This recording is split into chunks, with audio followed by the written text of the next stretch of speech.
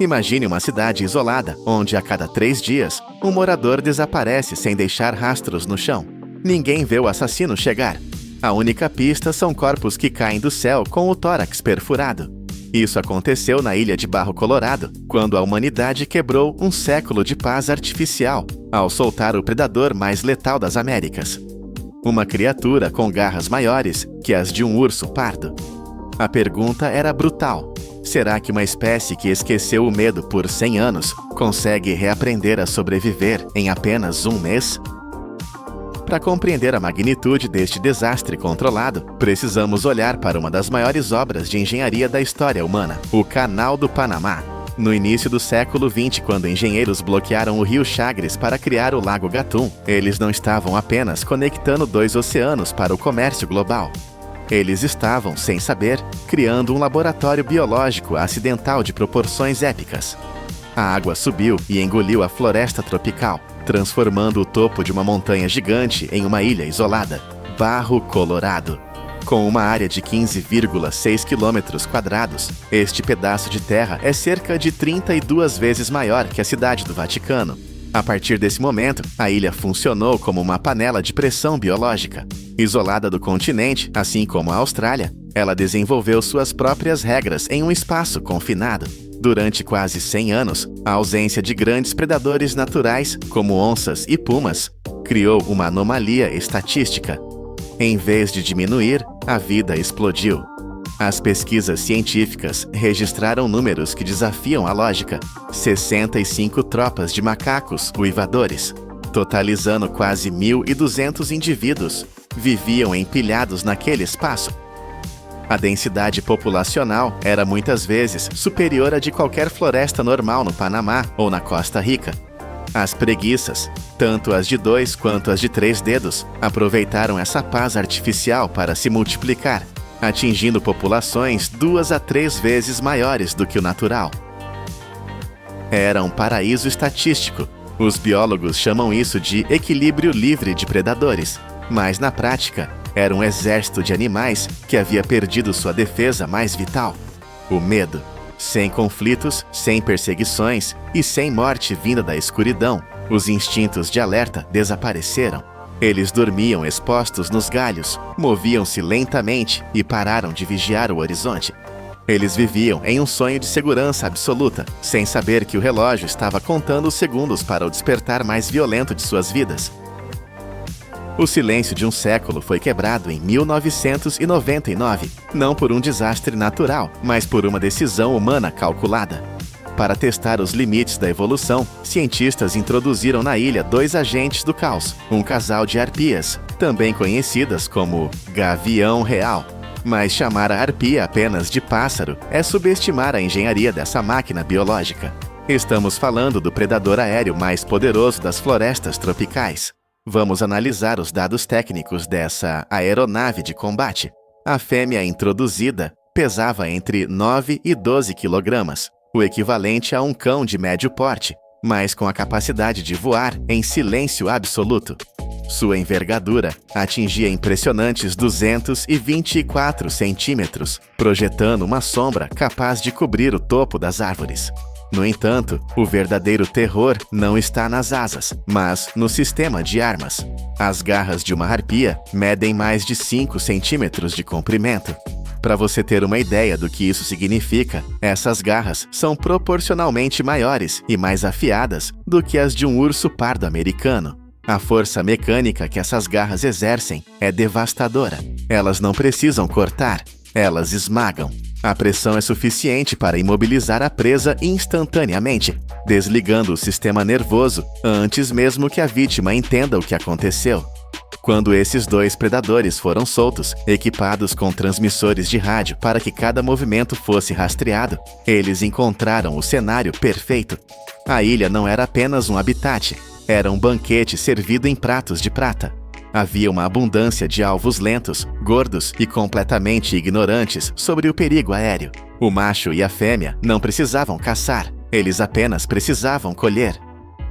O que se seguiu foi uma demonstração fria de eficiência industrial. Entre 1999 e 2000, os pesquisadores começaram a documentar fenômenos que nunca tinham visto antes. Primeiro foram os corpos encontrados no chão da floresta. O que deixava os cientistas confusos era a ausência de marcas de dentes nas pernas, o que eliminava qualquer predador terrestre. Não havia marcas de arrasto, nem sinais de luta. Era como se a morte tivesse vindo do nada. Então, a realidade tornou-se clara, com relatos ainda mais perturbadores. Corpos caíam diretamente do dossel das árvores. Alguns tinham ossos quebrados pelo impacto da queda. Outros mostravam perfurações profundas e cirúrgicas no torso. A análise forense revelou que não houve perseguição. As vítimas não tiveram tempo de resistir. O ataque acontecia tão rápido que o cérebro da presa mal registrava a presença do predador. Os dados de campo mostraram uma estatística avassaladora. Em menos de 12 meses, 100% das tropas de macacos uivadores da ilha registraram a perda de pelo menos um indivíduo. Era uma sentença de morte garantida. Em média, uma caçada bem-sucedida ocorria a cada 3 a 5 dias. A taxa de sucesso da fêmea era de 49%, enquanto o macho atingia 38%. Números excepcionalmente altos para qualquer predador. Mais de 50% das vítimas eram preguiças, lentas e vivendo no topo das árvores, elas não tinham chance. Para as preguiças de 2 dedos, que se defendem com garras afiadas e ficam penduradas de cabeça para baixo, a harpia revelou uma adaptação mecânica incrível. Ela voava por baixo, invertia o corpo no ar como um caça de combate e arrancava a presa do galho, evitando qualquer contra-ataque. Não havia zona de segurança. O topo das árvores era perigoso. O chão era perigoso. A ilha tinha se tornado um matadouro a céu aberto. Mas o verdadeiro objetivo do experimento não era medir a contagem de corpos. A pergunta científica era mais profunda. Será que animais que viveram em paz por gerações ainda sabem o que é o medo? As primeiras semanas sugeriram que não. Quando os ataques começaram, a reação foi o pânico total e desorganizado. Os macacos gritavam e corriam sem direção, sem entender que a morte vinha de cima. No entanto, a natureza possui um sistema de backup incrível. Em questão de poucos meses, o comportamento de uma espécie inteira foi reescrito. Foi uma evolução cultural em tempo recorde. Os primatas começaram a reconhecer não apenas o grito da harpia, mas até o som sutil do vento cortado por suas penas. E o mais importante, eles começaram a olhar para cima. O comportamento de defesa foi reconstruído do zero. As fêmeas com filhotes pararam de se expor e recuaram para a folhagem mais densa e escura da floresta. Os machos adultos assumiram posições de combate, espalhando-se para vigiar o céu e emitindo sinais de alerta constantes, sacrificando sua própria segurança pelo grupo. E o mais impressionante, eles desenvolveram um novo código de linguagem. Um alarme sonoro específico que significava apenas uma coisa: perigo aéreo. O medo foi reaprendido, provando que o instinto de sobrevivência nunca desaparece completamente, ele apenas dorme.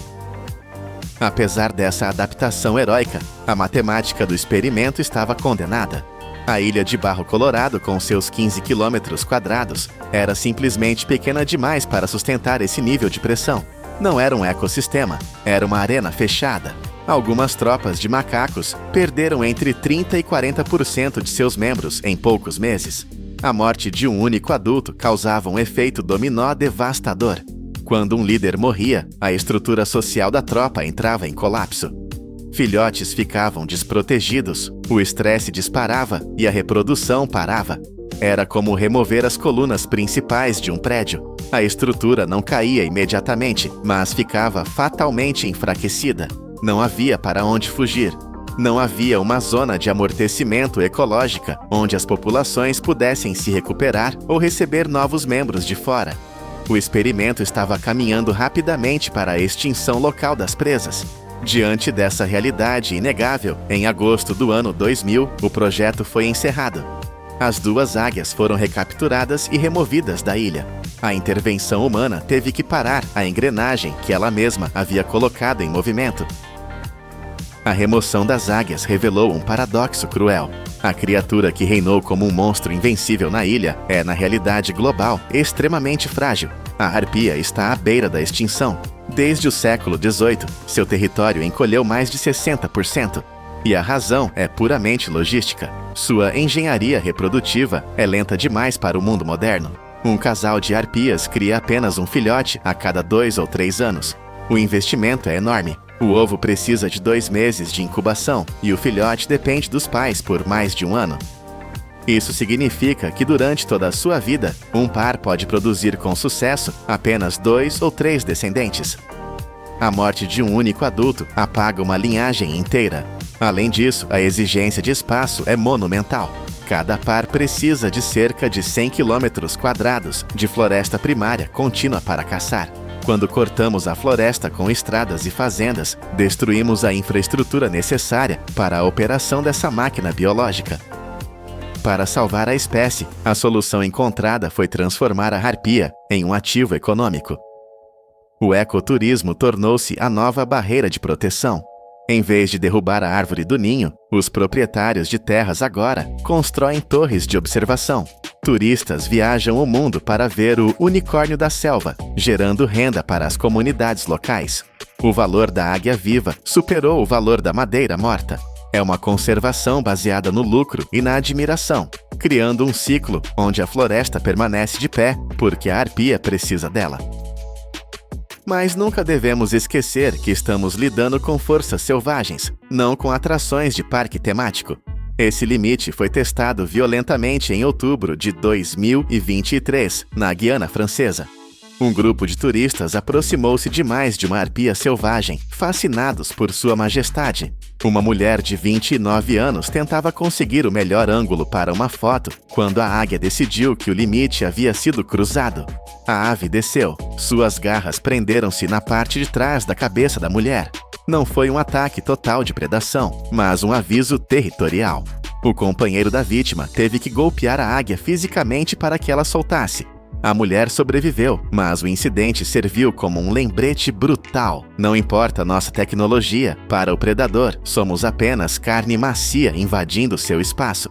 Nós começamos com a pergunta sobre se o medo pode ser reaprendido. A resposta de Barro Colorado foi um sim definitivo. Mas a lição maior é sobre engenharia de ecossistemas. A natureza não é um quebra-cabeça onde podemos adicionar ou remover peças à vontade.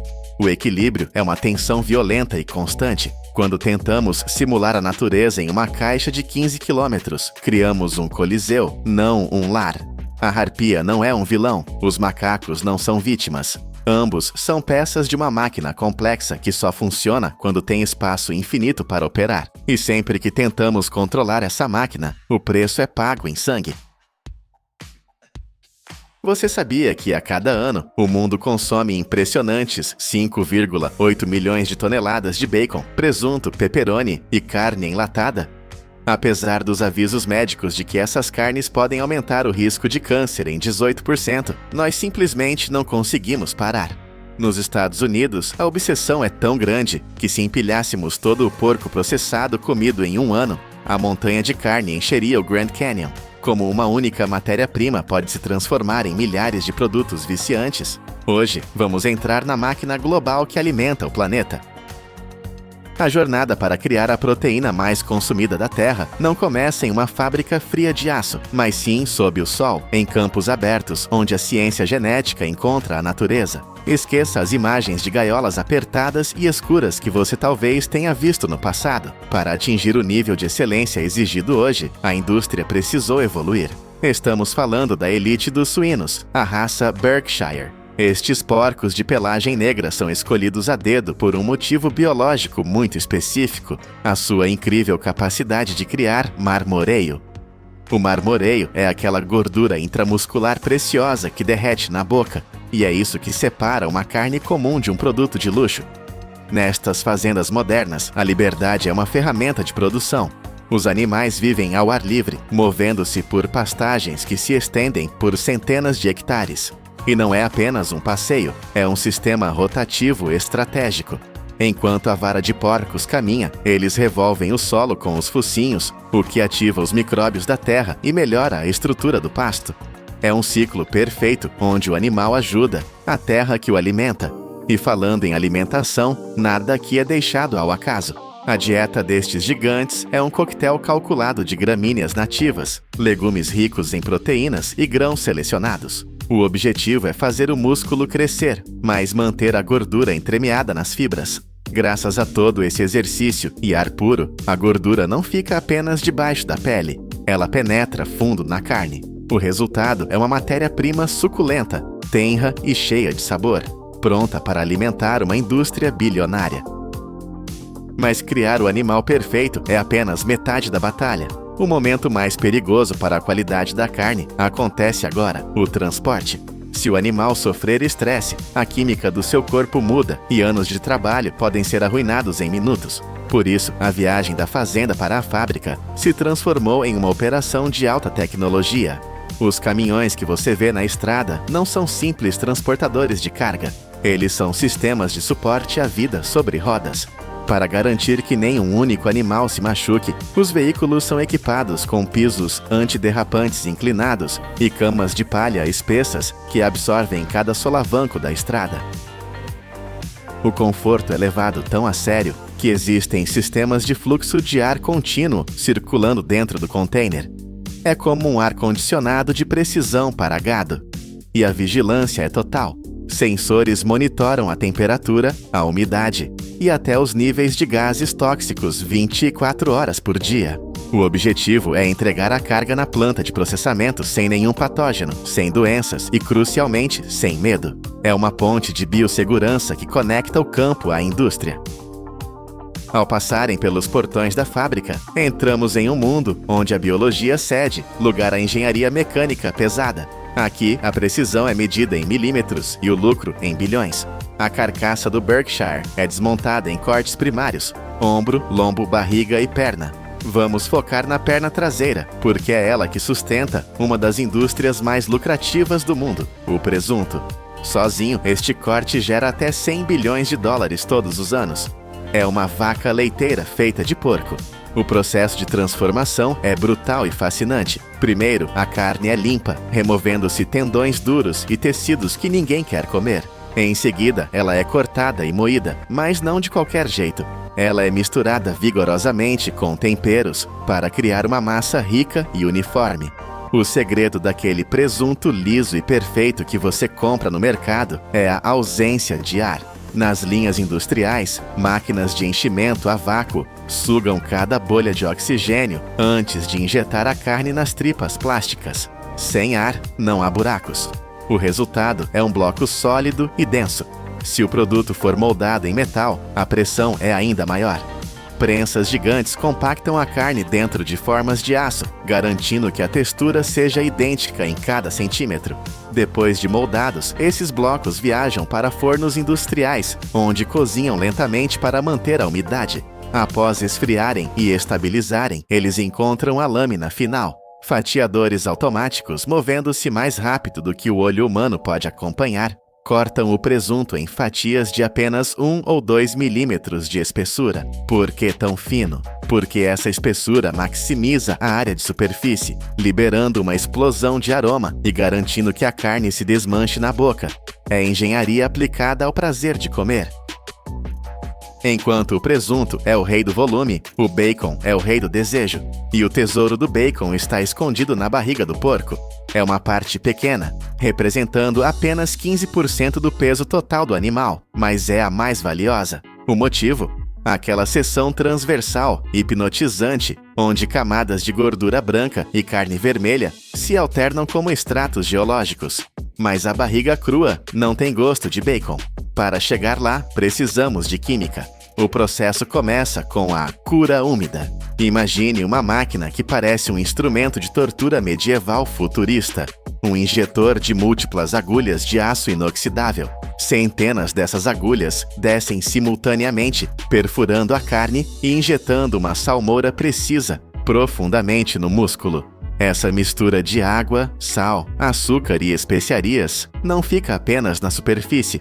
Ela transforma a carne de dentro para fora. O sal preserva, o açúcar equilibra e a cor se estabiliza. Mas o verdadeiro sabor vem do fogo, ou melhor, da fumaça. As barrigas curadas são penduradas em prateleiras e entram em câmaras de defumação titânicas. Aqui, o controle de temperatura é crítico. O termostato é mantido rigorosamente entre 50 e 70 graus Celsius. Se ficar mais quente, a gordura derrete e o lucro escorre pelo ralo. O objetivo é cozinhar a carne sem perder uma gota de gordura. Durante horas que podem chegar a mais de 20, dependendo da receita, a fumaça de madeiras nobres como nogueira, carvalho ou macieira envolve a carne. É essa fumaça que penetra nos poros e cria aquele sabor inconfundível. Depois de sair desse banho de fumaça, o bacon é resfriado e prensado para ficar perfeitamente plano. Isso é vital para as máquinas de corte. Lâminas rotativas de alta velocidade fatiam a barriga com precisão milimétrica. Em fábricas modernas, milhares de fatias voam pela linha a cada hora, cada uma idêntica à anterior. É uma tempestade de gordura e carne, pronta para ser embalada e enviada para frigideiras em todo o mundo. Apenas alguns gramas dessa gordura derretida são suficientes para mudar o sabor de qualquer prato. Agora, deixamos a fumaça e entramos no mundo microscópico. Vamos falar do pepperoni, a alma da pizza moderna.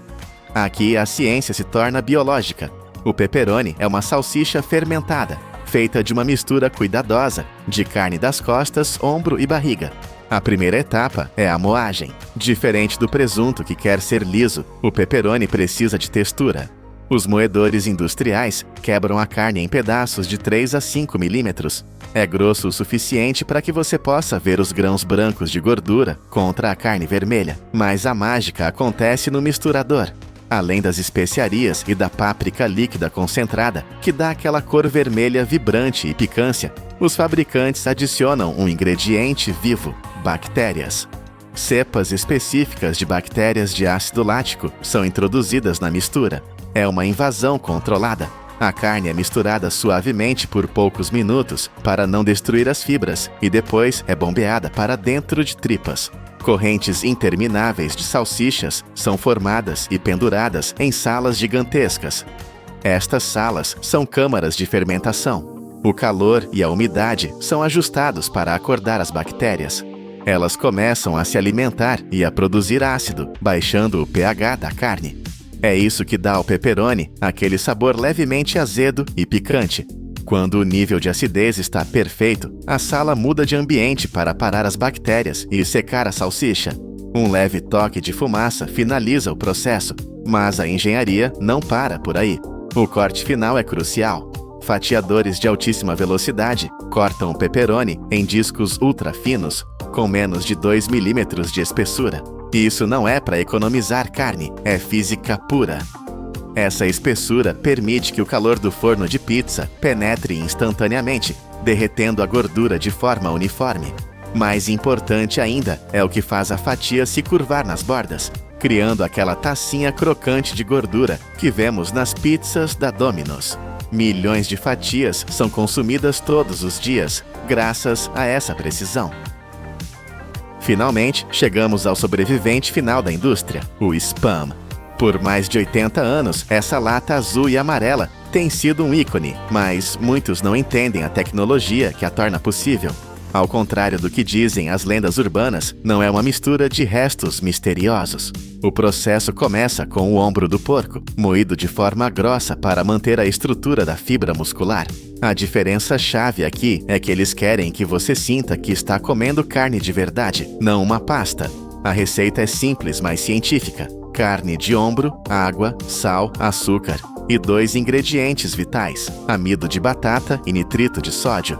O sal extrai a proteína para colar a carne, o açúcar equilibra o sabor.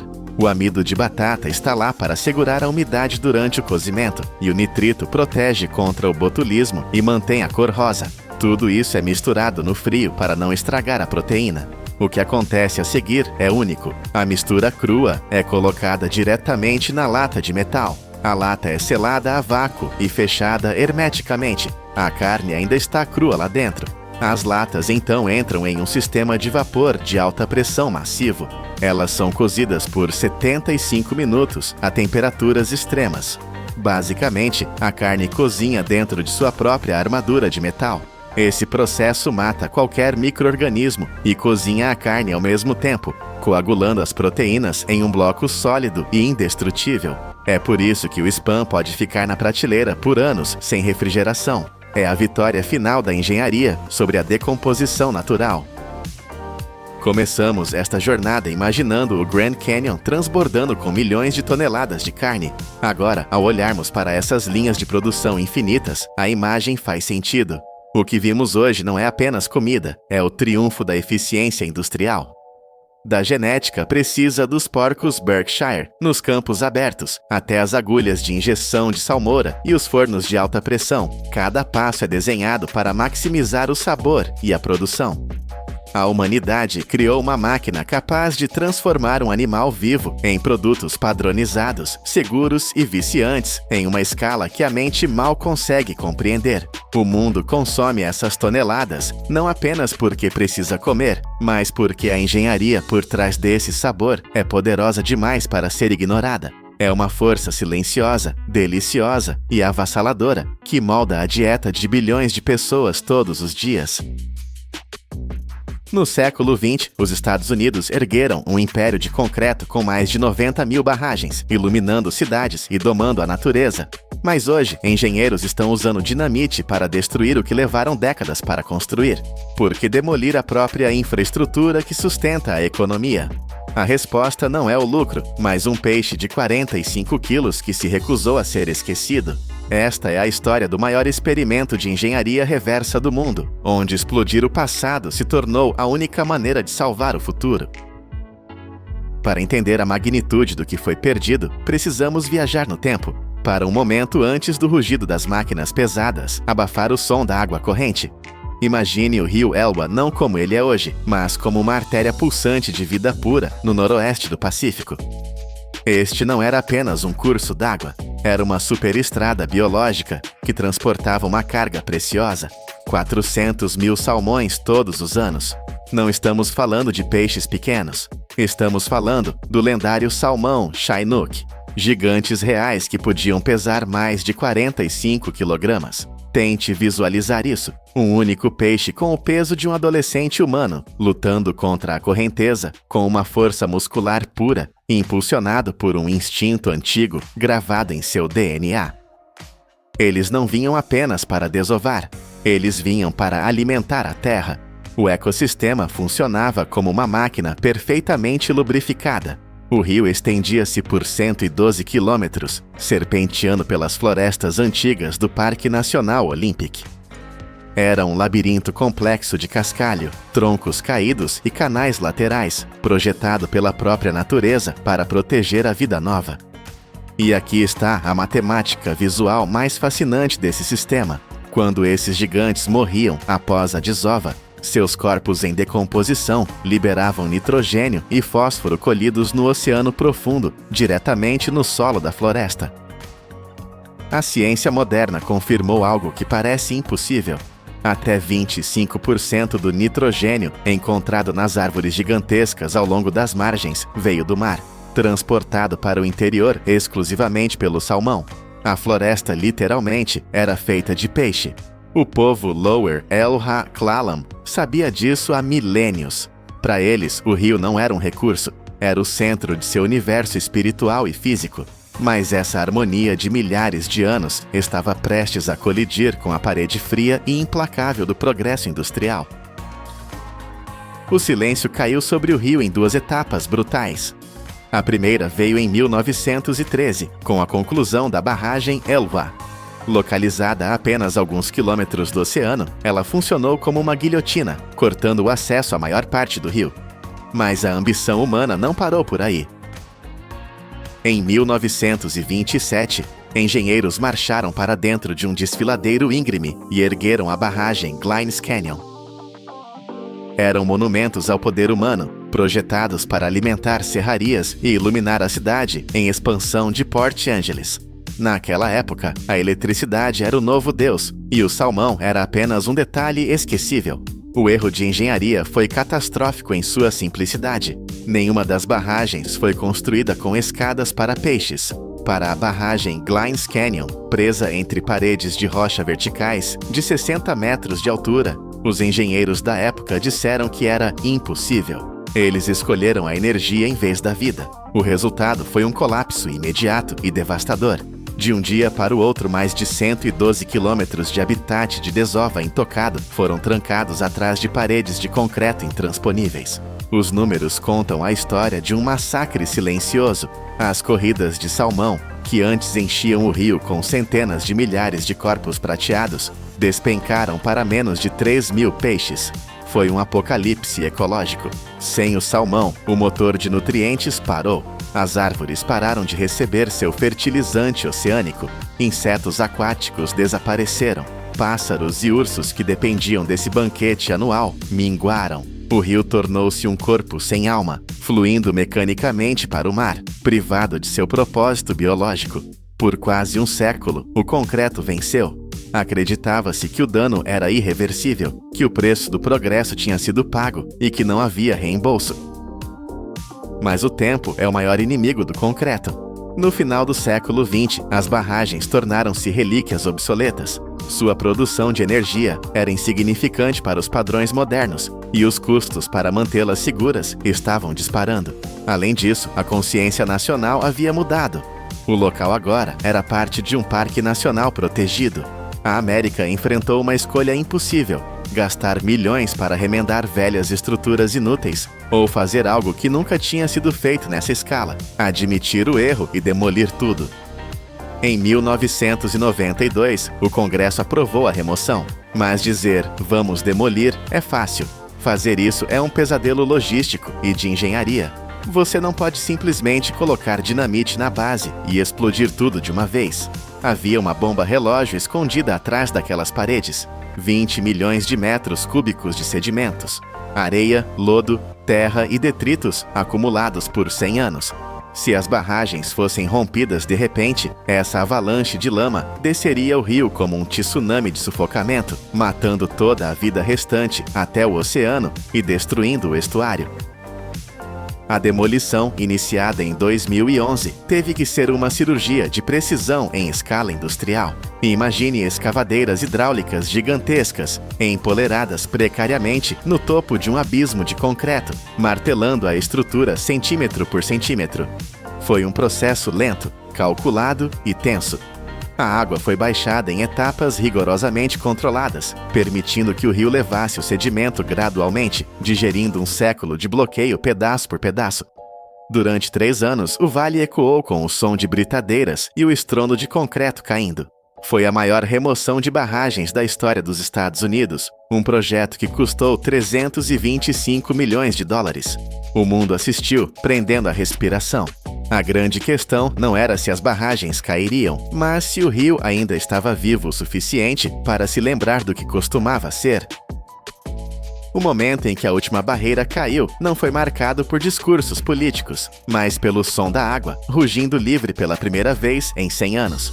E o que aconteceu a seguir chocou até os biólogos mais otimistas. A natureza não precisou de um manual de instruções, ela só precisava que saíssemos do caminho. A resposta foi elétrica e imediata. Poucos meses após a abertura do canal, antes mesmo que a poeira do concreto assentasse completamente, os primeiros salmões Chinook foram vistos empurrando-se para águas que seus ancestrais não visitavam há 10 gerações.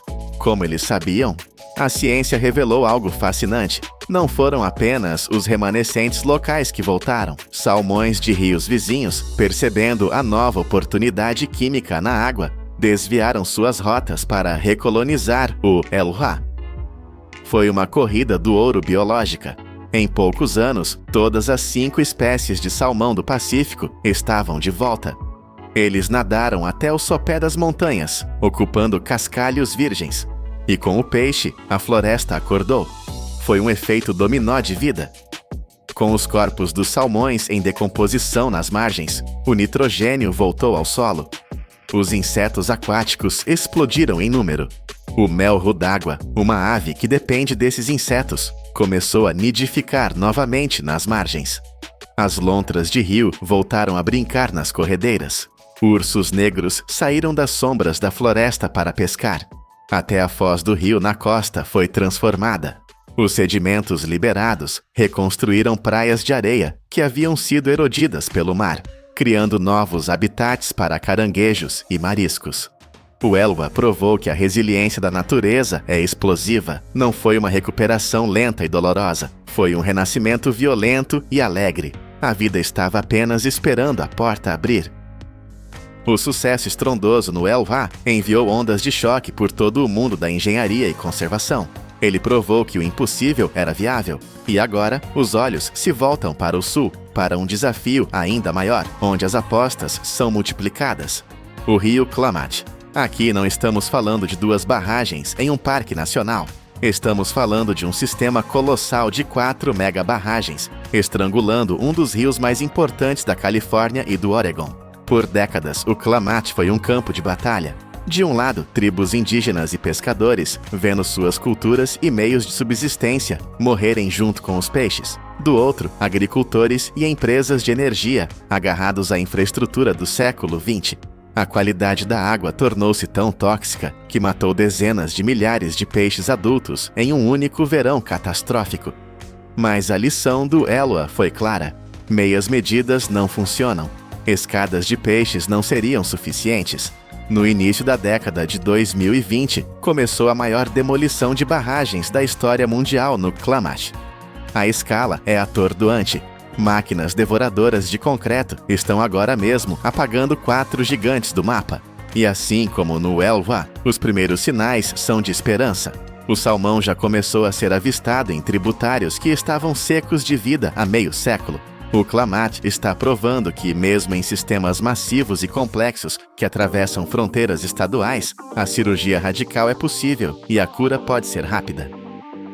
Mas não se iluda pensando que a guerra acabou, ou que a vitória é fácil em todos os lugares. Existe um lugar onde o concreto ainda segura a linha, onde a batalha entre economia e ecologia está em um impasse brutal. O rio Snake. Este é o maior afluente do poderoso rio Columbia, e suas águas são guardadas por 4 barragens maciças no Baixo Snake. Diferente do Elwha, essas barragens não são relíquias inúteis. Elas são titãs econômicos. Elas transformaram o interior árido em um celeiro agrícola através da irrigação. Elas criaram uma hidrovia interior que permite que barcaças gigantescas naveguem centenas de quilômetros para o interior, transportando trigo para o mercado global. E elas geram uma quantidade massiva de energia hidrelétrica. Mas o custo é a quase extinção do salmão e da truta. Gastamos bilhões de dólares em soluções tecnológicas bizarras.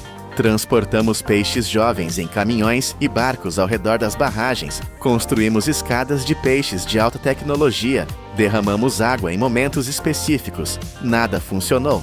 Os peixes continuam a desaparecer. Aqui, a escolha não é clara.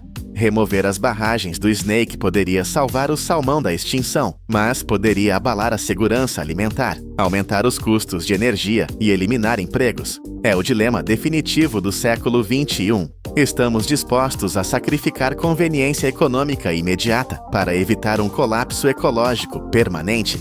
A tecnologia nos trouxe até aqui, mas a tecnologia não pode substituir um rio vivo. O impasse no Snake nos força a olhar no espelho e perguntar o que realmente valorizamos. Enquanto as águas do Elwha correm livres e os salmões do Klamath redescobrem suas casas perdidas, aprendemos uma verdade humilde e poderosa. Durante 100 anos pensamos que éramos os mestres da terra, capazes de dobrar rios à nossa vontade com aço e cimento. Mas a maior conquista da engenharia moderna não foi construir a maior barragem, foi ter a coragem de derrubá-la. A natureza não precisa da nossa tecnologia para se consertar. Ela só precisa do nosso espaço. O retorno explosivo da vida, no momento em que o concreto caiu, é a prova definitiva de que o planeta tem uma capacidade infinita de perdoar nossos erros, se apenas pararmos de cometê-los. A era da construção de barragens acabou. A era da restauração começou. E a pergunta que deixo para você, enquanto olhamos para a força imparável da água, rompendo as barreiras do passado, é esta: até onde estamos dispostos a ir para desfazer o que fizemos? O futuro não é construído com mais concreto, é construído deixando o rio correr. O que você faria se a decisão fosse sua? Em apenas 3 anos, a China consumiu mais cimento do que os Estados Unidos durante todo o século XX. É uma estatística que desafia a compreensão.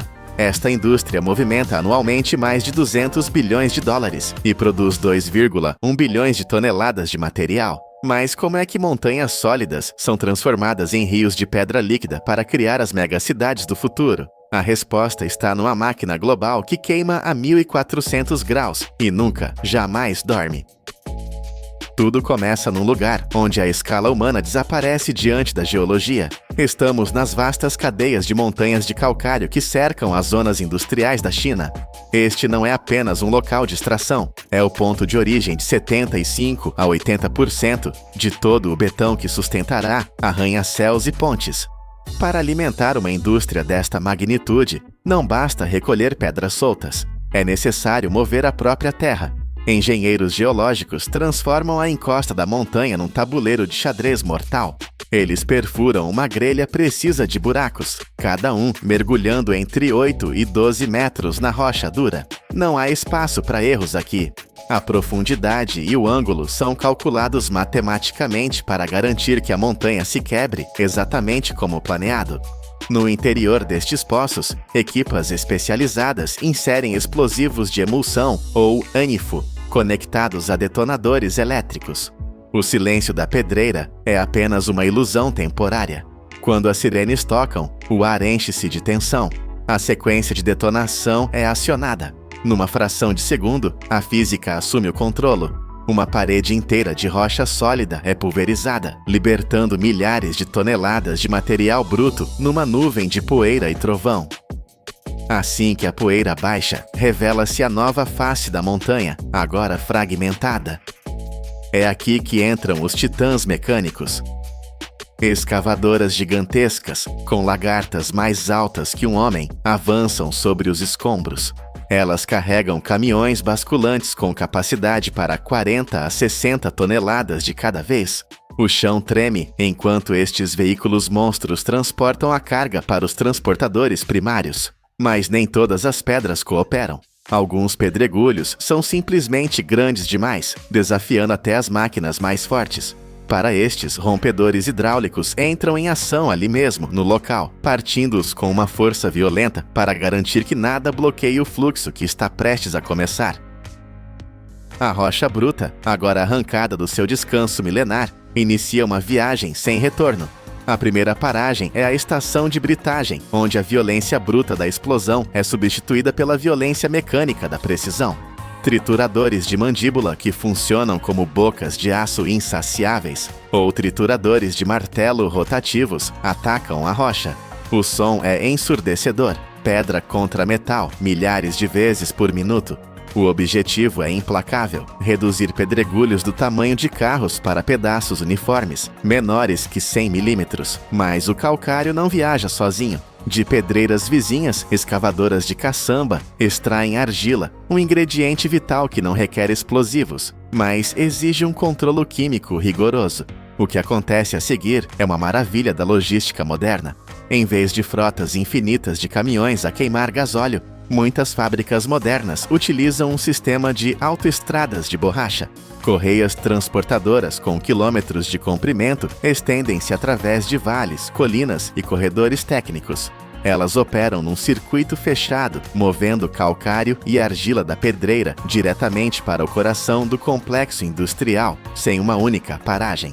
É um rio contínuo de recursos, fluindo dia e noite. Quando os materiais chegam à fábrica, eles ainda são caóticos e variáveis. A natureza não cria rochas quimicamente perfeitas, mas o cimento exige perfeição. A solução é o sistema de homogeneização. Imagine um bolo gigante feito de pedra. Uma empilhadora espalha o material em centenas de camadas finas e arqueadas dentro de um enorme domo de armazenamento. Do outro lado, uma recuperadora corta a pilha verticalmente, recolhendo uma mistura de todas as camadas simultaneamente. Este processo simples, mas brilhante, elimina as imperfeições da natureza, garantindo que a mistura que entra na fábrica seja quimicamente estável, pronta para a transformação molecular. Agora, a escala muda do macro para o micro. A mistura de rochas estabilizada entra no sistema de dosagem, onde balanças automatizadas ajustam as proporções de calcário e argila com precisão de laboratório. O destino é a unidade de moagem, a etapa que consome mais energia elétrica de toda a fábrica. Aqui, o material enfrenta moinhos de rolos verticais, ou moinhos de bolas, cilindros de aço rotativos que parecem motores de naves espaciais. Dentro destas câmaras blindadas, rolos pesados ou milhares de bolas de aço colidem com a rocha. A pressão é imensa. Não se trata apenas de partir a pedra. Trata-se de aniquilar a sua estrutura física. O material é moído até se tornar um pó tão fino que cada partícula mede menos de 90 microns. Para se ter uma ideia, isso é mais fino do que a espessura de um fio de cabelo humano. As fábricas modernas abandonaram a água nesta fase, utilizando moagem a seco para poupar energia, uma mudança crítica numa indústria que consome 8% de toda a eletricidade da China. O ar dentro da fábrica fica denso. Sensores a laser e sistemas escada monitorizam tudo em tempo real. A velocidade de rotação, a temperatura, a finura do pó. Se a mistura variar apenas uma fração de %, o computador ajusta as máquinas instantaneamente. O resultado é a farinha crua, um pó cinzento suave, inerte, que está prestes a entrar no inferno. Diante de nós ergue-se a torre de pré-aquecimento, uma estrutura de aço que se assemelha a um arranha-céu industrial. É aqui que a química acontece. A farinha crua é lançada no topo da torre e começa a cair através de uma série de ciclones gigantes. À medida que desce, ela encontra gases quentes que sobem do forno abaixo. Não é apenas uma queda, é um choque térmico. Em segundos, a temperatura do pó salta da temperatura ambiente para 850 graus Celsius. No coração da torre, no calcinador, o calcário começa a morrer e a renascer. Os carbonatos quebram-se, libertando dióxido de carbono e transformando-se em minerais reativos. Mas o calor tem um custo. Para alimentar esta besta térmica, a indústria recorre à reciclagem brutal. Pneus velhos de carros, triturados em lascas, são injetados nas chamas. Eles queimam a quase 540 graus Celsius, fornecendo energia vital e substituindo o carvão, reduzindo assim a pegada de carbono. A mistura superaquecida entra agora na peça central da fábrica, o forno rotativo. É um tubo de aço colossal, ligeiramente inclinado, que gira lentamente com um rugido profundo e constante. Lá dentro, a temperatura é um pesadelo controlado de 1180 a 1400 graus Celsius. É mais quente do que a lava de muitos vulcões. Nesta fornalha, a farinha crua derrete. Ela deixa de ser pó e torna-se um líquido viscoso, brilhando num vermelho incandescente. A química molecular altera-se fundamentalmente. O óxido de cálcio funde-se com silicatos e aluminatos para criar algo novo, clinker. Estas são as sementes do betão, nódulos duros, do tamanho de berlindes, que contêm a força latente para sustentar arranha-céus. Câmaras infravermelhas vigiam o interior do forno, garantindo que a chama, longa e penetrante, mantenha o calor exato. 1 grau a menos e o cimento falha. 1 grau a mais e o combustível é desperdiçado. É um equilíbrio precário mantido no meio de um furacão de fogo. O clinker sai do forno, ainda a brilhar com um calor feroz, rolando como pedras de lava, mas a sua estrutura precisa de ser congelada no tempo. Ele cai imediatamente sobre uma grelha móvel no sistema de arrefecimento. De baixo, ventoinhas industriais sopram rajadas violentas de ar frio. O choque é instantâneo. A temperatura cai de mais de 1000 graus para algo que se pode tocar. O ar quente recuperado é enviado de volta para a torre, num ciclo de eficiência térmica, enquanto o clinker muda de cor, do vermelho vivo para um cinzento escuro e sem vida. Mas estas pedras duras ainda não são cimento. Elas precisam de uma última transformação. O clinker arrefecido é transportado para o moinho final, onde é misturado com um ingrediente secreto, gesso, cerca de 3 a 5% da mistura, e por vezes cinzas volantes. O gesso é o que impede o cimento de endurecer instantaneamente quando toca na água, dando tempo aos construtores para trabalharem. Dentro do moinho final, a violência recomeça. Bolas de aço esmagam o clinker e o gesso até que se tornem um pó ainda mais fino do que antes, atingindo uma finura de 4.500 Blaine. O barulho é constante, uma vibração que se sente nos ossos. O que sai do outro lado é o ouro cinzento. Cimento Portland, de alta qualidade. Sensores a laser analisam o pó em tempo real, verificando a umidade e a composição mineral. Apenas o pó que cumpre os padrões nacionais estritos segue em frente, o resto é rejeitado. O pó finalizado flui como água para os silos de armazenamento e, em seguida, para a área de embalagem. Aqui, a intervenção humana desaparece quase por completo. A automação assume o comando. Bicos de enchimento de alta velocidade injetam exatamente 50 kg de cimento em sacos vazios.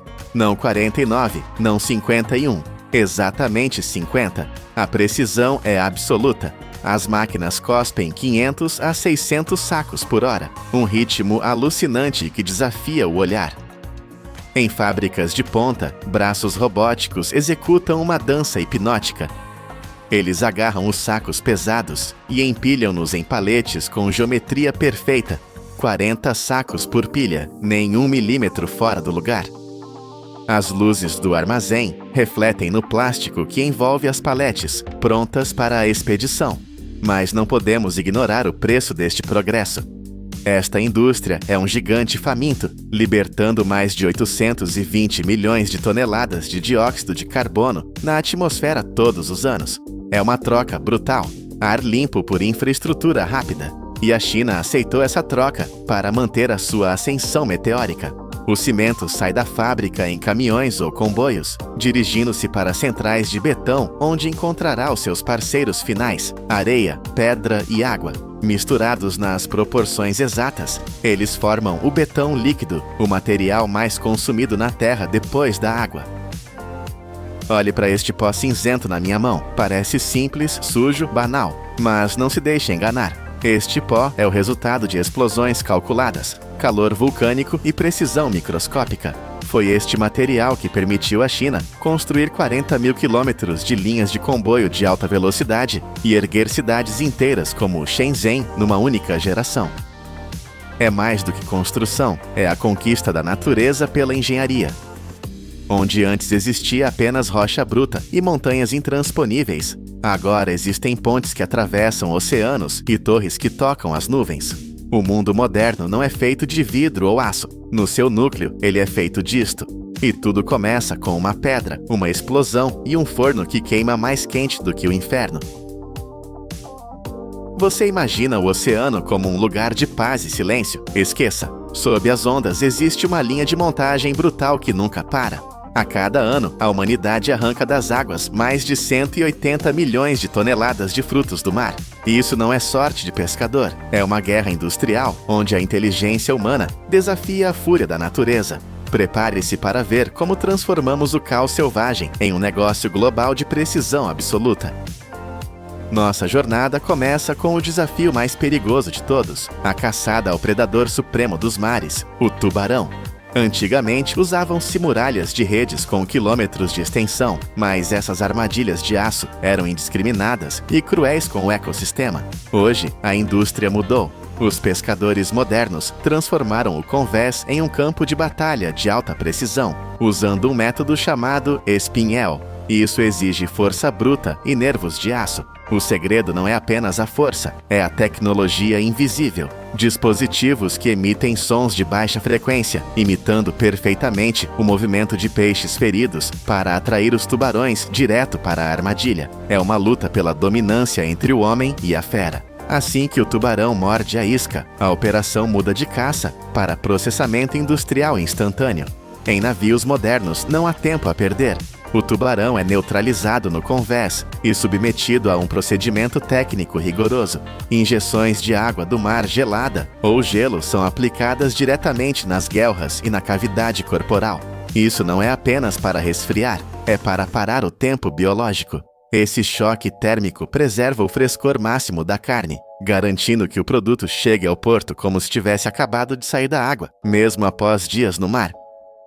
Enquanto o mar aberto é um cenário de combate, nas águas costeiras do Sudeste Asiático, a engenharia transformou a pesca em uma ciência de laboratório. Aqui, gigantes são criados em gaiolas marinhas massivas, longe da costa. Estamos falando da garoupa, um peixe titânico que pode atingir de 20 a 30 quilos. Quando a época da colheita chega, não há espaço para erros. As redes gigantes são estreitadas lentamente, forçando esses monstros dourados para o centro. Quando eles emergem das profundezas, seus corpos firmes e escamas douradas brilham sob o sol, parecendo metal precioso vivo. O cuidado aqui é obsessivo. Os pescadores operam com movimentos rápidos, mas cirúrgicos, usando redes macias, especializadas para levantar cada peixe gentilmente da água. Por que tanta delicadeza com um gigante de 30 quilos? Porque um único arranhão nas escamas pode destruir seu valor de mercado.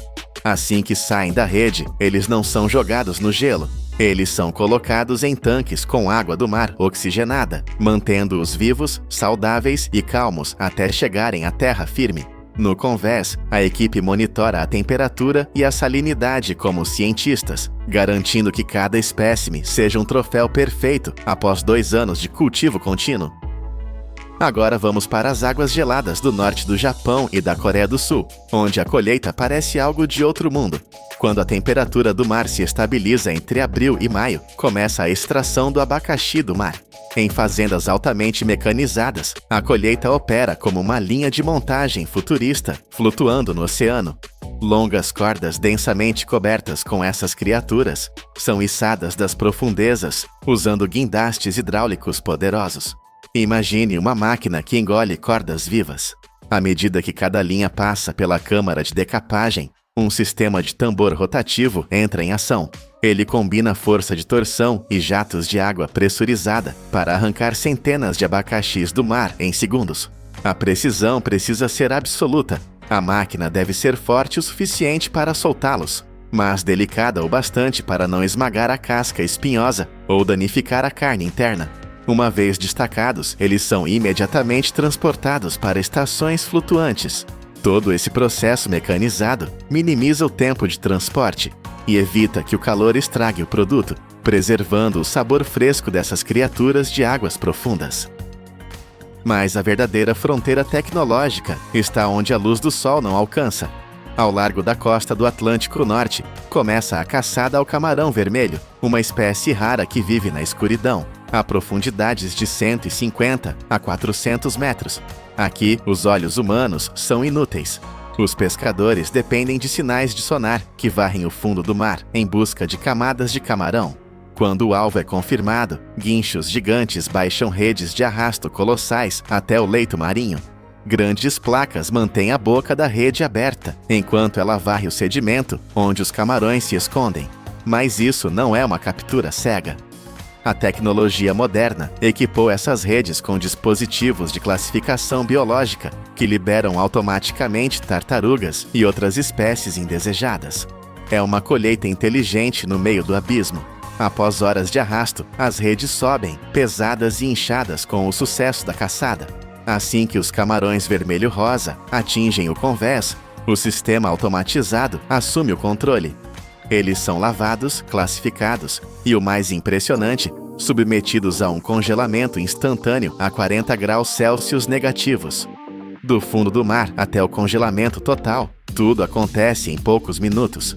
Essa velocidade extrema trava a qualidade, mantendo a textura firme como se o camarão ainda estivesse vivo no fundo do oceano. Saindo do fundo gelado para a superfície agitada do Atlântico, a regra do jogo muda. Aqui, a chave para o sucesso é a velocidade pura. Estamos falando da pesca da cavala. Funciona como uma armadilha invisível. Quanto mais rápido a rede se fecha, menor a chance de fuga.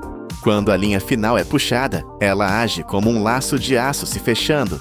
Dezenas de toneladas de cavalas são cercadas, formando uma massa prateada que agita a água violentamente, criando uma espuma branca de pânico e energia.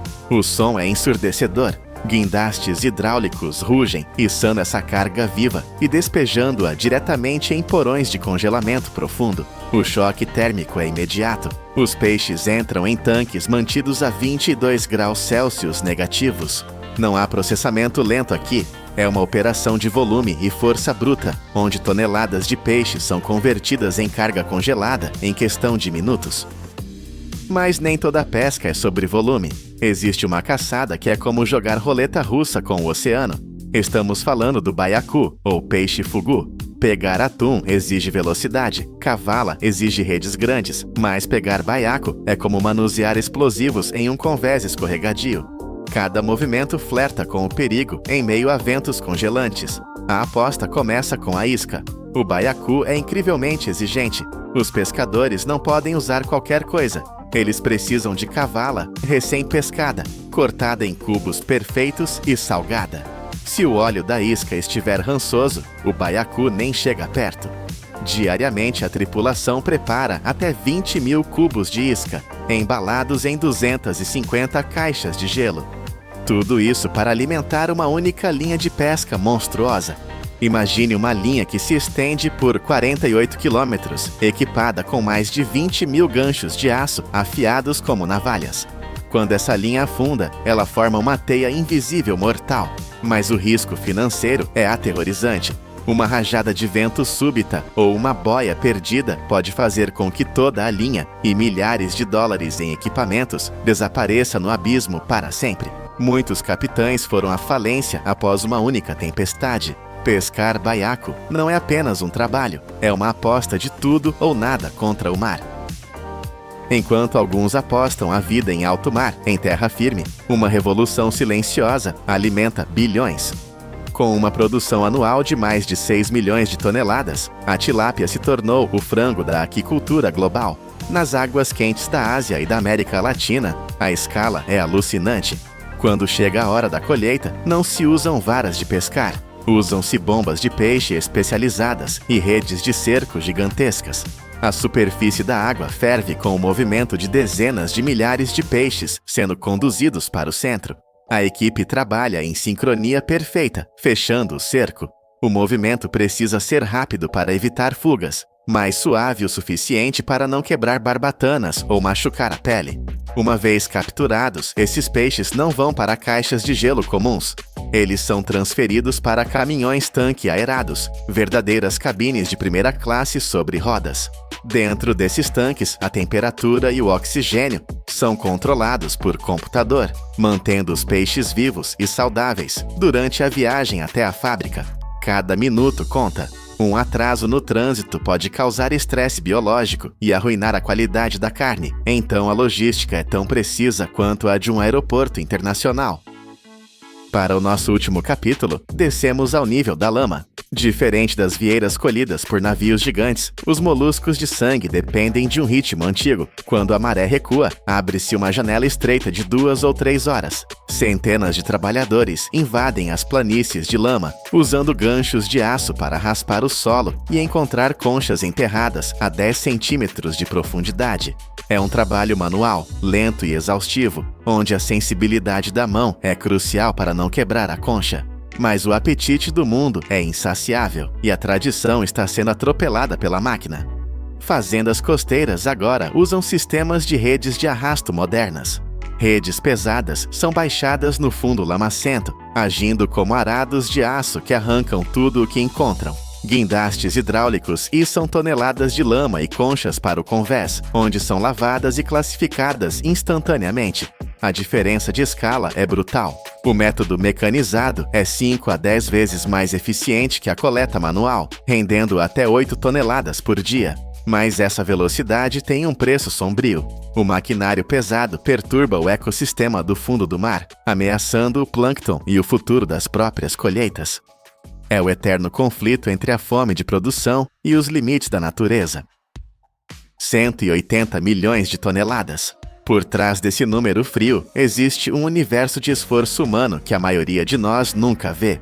Do perigo mortal de uma linha de 48 quilômetros em busca de baiacos, ao frio de 40 graus negativos que preserva camarões no Ártico. O oceano continua sendo uma força selvagem, mas a indústria aprendeu a domá-lo com aço, gelo e tecnologia. Não é apenas comida no seu prato. É o resultado da coragem humana e da engenharia mecânica operando no limite. Bem-vindos ao poder da indústria. 213 bombas nucleares. Essa era a quantidade exata de explosivos que engenheiros nos anos 70 planejavam detonar para rasgar o deserto do Saara. Cada bomba teria uma força 100 vezes maior que a de Hiroshima. O objetivo? Criar um mar artificial no meio do Egito. Parecia loucura, e era. Mas hoje, diante de uma crise que ameaça a existência do país, o Egito volta a olhar para o deserto. Desta vez, sem radiação, mas com máquinas gigantescas e um plano de sobrevivência desesperado. Bem-vindos ao canal Poder da Indústria. Para entender por que alguém consideraria usar armas nucleares para mover areia, precisamos olhar para o lugar onde essa história começa. A depressão de Qattara não é um lugar comum, é uma falha geológica colossal, uma ferida aberta na crosta terrestre localizada no oeste do Egito. Estamos falando de uma bacia gigantesca que afunda 426 pés, ou cerca de 130 metros, abaixo do nível do mar. É um mundo invertido. Aqui, as condições não são apenas difíceis, são brutais. No verão, o sol castiga o solo sem piedade, fazendo os termômetros dispararem para 122 graus Fahrenheit, o equivalente a 50 graus Celsius. É um forno a céu aberto, onde a chuva é um evento quase mítico. Em muitos anos, a precipitação é absolutamente zero. A escala deste vazio é difícil de processar. A área que o Egito pretende inundar cobre 5.400 milhas quadradas. Para colocar isso em perspectiva, imaginem um corpo de água quase do tamanho do Lago Ontário, um dos grandes lagos da América do Norte. É uma imensidão de nada, mas, ironicamente, o maior perigo aqui não é o calor ou a sede, é o passado. O solo desta depressão é um campo minado literal. Durante a Segunda Guerra Mundial, batalhas ferozes aconteceram nas proximidades de El Alamein, e os exércitos deixaram para trás um legado mortal. Centenas de milhares de minas terrestres e projéteis não detonados ainda dormem sob a areia, esperando por um passo em falso. Cavar um canal a céu aberto aqui seria suicídio. As tempestades de areia constantes, o solo solto que engole escavadeiras e o risco de explosões tornaram o projeto impossível por décadas. Foi esse desespero logístico que fez com que cientistas dos Estados Unidos e da Europa, em um momento de delírio da Guerra Fria, sugerissem o uso de explosivos nucleares de 1,5 megatons para ajudar na escavação. Felizmente, o medo da radiação contaminar todo o Mediterrâneo e o sul da Europa enterrou essa ideia radioativa. Mas o sonho do mar no deserto não morreu. Ele apenas precisava de uma nova abordagem, uma que não envolvesse o fim do mundo, mas sim o domínio absoluto da engenharia moderna. Se a superfície é um inferno de calor e explosivos esquecidos, a solução lógica é fugir dela. O novo plano do Egito é audacioso. Se não podemos ir por cima, iremos por baixo. A ideia é construir um túnel titânico, uma artéria de concreto e aço escondida nas profundezas da terra, longe do sol escaldante e dos campos minados. Estamos falando de uma estrutura que percorrerá uma distância entre 34 e 50 milhas, dependendo da rota final escolhida pelos engenheiros. É uma distância enorme, conectando o mar Mediterrâneo diretamente ao coração da depressão de Qattara. O mais impressionante é que não serão necessárias bombas gigantescas para mover a água. A natureza fará o trabalho pesado. Como a depressão está a 426 pés abaixo do nível do mar, a água fluirá puramente pela força da gravidade. Basta abrir as comportas no Mediterrâneo e deixar o oceano precipitar-se para o vazio. Mas, para criar esse caminho subterrâneo, o Egito está mobilizando uma frota de monstros mecânicos. As tuneladoras, ou tatuzões, são fábricas móveis que mastigam a rocha. Essas máquinas não são novidade para os egípcios. O país já as utilizou para escavar o metrô do Cairo e túneis rodoviários sob o canal de Suez, operando em solos muito semelhantes aos do deserto. A tecnologia avançou a um ponto onde essas bestas de metal podem avançar dezenas de pés por dia, triturando sal, giz e areia com dentes de aço, enquanto simultaneamente instalam anéis de concreto para selar as paredes do túnel. É uma operação cirúrgica em escala industrial. Lá embaixo, na escuridão fresca, a água não evapora e as tempestades de areia não importam. Apenas as entradas e saídas precisarão ser limpas de minas, tornando o projeto viável e seguro. Quando a última barreira de rocha cair, o rugido da água ecoará pelo túnel, marcando o início de uma transformação irreversível. Imaginem o momento em que a água do mar finalmente chega à borda da depressão. Ela não vai apenas escorrer, ela vai despencar. A queda vertical é de aproximadamente 426 pés. Para que vocês sintam o peso dessa imagem, pensem nas cataratas do Niágara. Agora coloquem uma Niágara em cima da outra. A queda em Katara é ainda maior do que isso. Essa força bruta da natureza, canalizada pelo homem, será direcionada para turbinas gigantescas. O plano prevê a construção de usinas hidrelétricas, que funcionarão como o coração pulsante deste novo corpo de água. A potência estimada é avassaladora. Estamos falando de gerar entre 600 e 1.200 megawatts de eletricidade. Isso se traduz em uma produção anual de 4 a 7 bilhões de quilowatts-hora. É energia suficiente para alimentar cidades inteiras, mantendo luzes acesas e fábricas operando sem queimar uma gota de petróleo. E o sistema é genial em sua simplicidade. Ele funciona como um motor perpétuo alimentado pelo sol. Quando a água chega ao deserto, o calor intenso, aquele mesmo calor de 50 graus, faz a água evaporar rapidamente. Essa evaporação baixa o nível do lago, criando espaço para que mais água do mar entre pelo túnel. É um ciclo infinito. A água entra, gera energia, evapora e puxa mais água. O deserto torna-se uma bomba natural gigante, mas os engenheiros foram além. Eles planejam transformar Katara em uma bateria colossal. O conceito envolve a construção de um reservatório superior, localizado acima da bacia principal.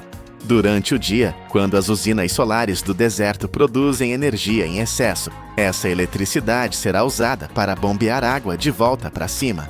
À noite, quando o sol se põe e o consumo nas cidades aumenta, a água é liberada do reservatório alto, girando as turbinas novamente e devolvendo a energia para a rede. É a estabilidade que uma rede elétrica moderna exige, garantida pela física simples da água e da gravidade.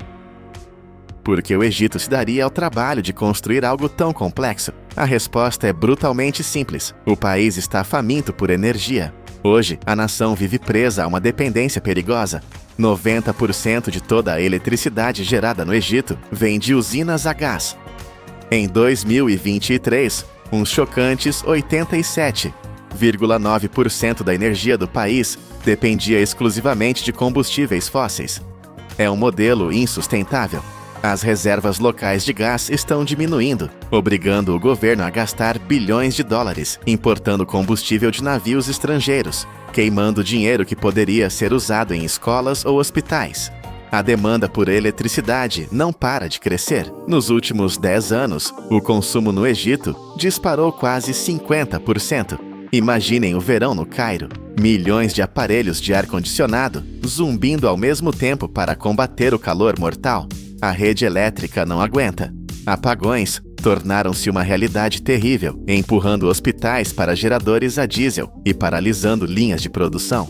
A energia instável é um freio na economia, custando empregos e impedindo o desenvolvimento. Para o Egito, o projeto Katara não é um luxo futurista, é uma questão de segurança nacional. Eles precisam de uma fonte de energia que não dependa dos preços voláteis do gás no mercado internacional ou da boa vontade de outros países. Precisam de elétrons que fluam tão garantidamente quanto a gravidade. Mas a falta de eletricidade é apenas uma parte do pesadelo. Ao olhar para o sul, para a fronteira com a Etiópia, os líderes egípcios veem uma ameaça que atinge algo ainda mais vital do que a luz: a água. Lá no alto do Nilo Azul, na Etiópia, ergue-se um monumento de concreto que projeta uma sombra longa sobre o Egito.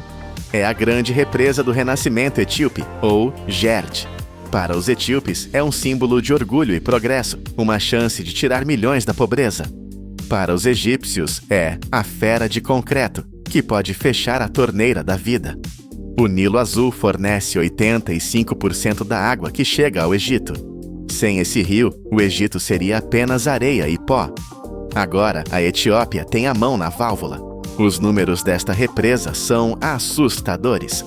O reservatório pode conter 19,5 trilhões de galões de água.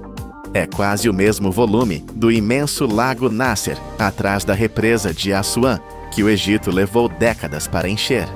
A parede de concreto tem mais de 475 pés de altura e se estende por mais de 1 milha.